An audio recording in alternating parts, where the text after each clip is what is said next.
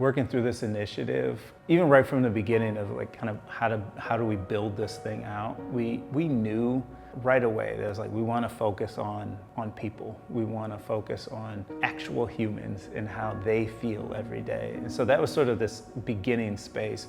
And sometimes like what you think theoretically, when it sort of butts up against what does this mean in the design, and what does it mean to really trust people, and how do we push past this desire to want to decide at the beginning what every measurement's going to be. Working through that, both as an individual and as a staff and with our board, was really an important growth opportunity to really reimagine like what success looks like, to stop trying to at the beginning decide what that's going to be, and instead say like, no, part of the process needs to be to collectively co-design that, to think about the narrative together, to think about participatory research together, and be willing to move and evolve as things continue to grow, and not be so tied to like whatever your first idea was that you spend the rest of your life just trying to defend that initial thought, that this should be emergent work because families are emergent, because the world is emergent, because everything, all the inputs and outputs are always going to constantly be changing. So we need to be able to be flexible and to change with them. The Investment in Families Initiatives with the Steelcase Foundation is a 10-year, $10 million participatory research project with dual goals of understanding felt difference of Michigan families and identifying behaviors and systems that need to change to better support, engage, listen to, and serve Michigan families. We do this through a variety of strategies. One of them is harm reduction through family cash transfers, monthly cash transfers to local Michigan families to help give them breathing room to engage and to help us identify change and create campaigns to make that change happen. So that's really important. We also focus on wellness, health, mental health, sense of belonging, community through our cohort model, which we gather 4 times a year. We also have significant amount of systems partners at the local, state, and national level to really explore, interrogate current systems and explore what we might do together in really unique and innovative ways, and to test and vet those ideas, campaigns, and solutions with data and real-life experience of Michigan families. We want to make sure that all that we do is rooted in the voice of Michigan families and data and really excitement on what they need. And so that's what makes us different.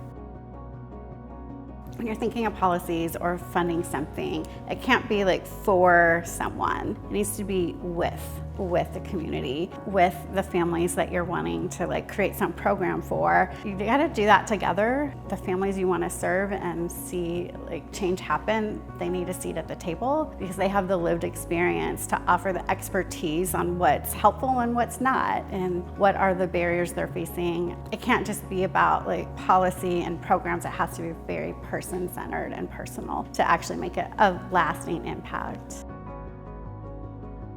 Just having a little bit of like, I don't know, like less tension in my neck from being stressed about bills. That's a real thing. I think, there's always going to be something that pops up. Learning from like Young Money Finances how to really make my money work for me. And I can just see the little changes in my account of like the ways that this is helping me not be stressed every month, like, oh, this is coming up, like we're breathing. We're not like holding our breath for the next thing, like the next shoe to drop. So that's been good for a year of being able to breathe.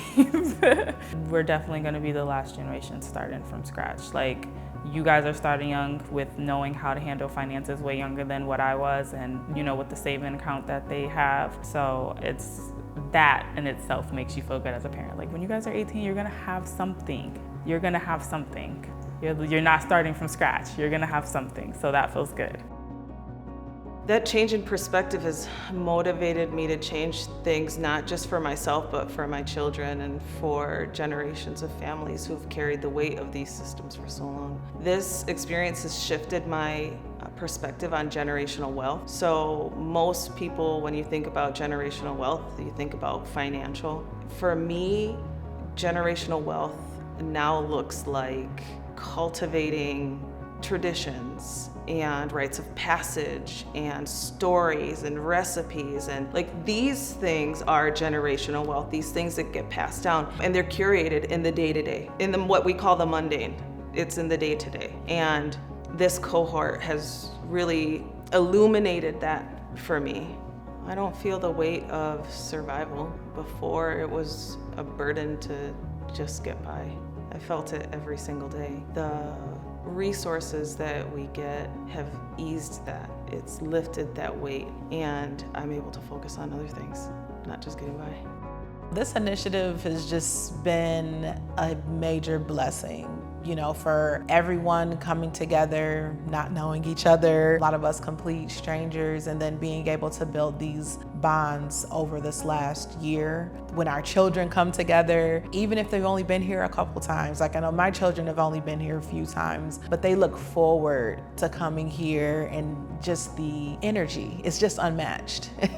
You know, the safe space that's been created is extremely powerful, and it's something that I'd love to be able to replicate and take outside of just this space for other mothers and other families to be included, just to have that safe space, because I think it's very important as family leaders and as mothers to feel supported, because we go through so many different challenges that I'm learning are very common. Just from talking to other family leaders, we're dealing with very similar things and feeling that, I don't know if you would call it like isolation, or feeling kind of isolated, where even if you're in a partnership with someone else, they're not a mother. They may be a family leader, but it's a very different role that mothers play.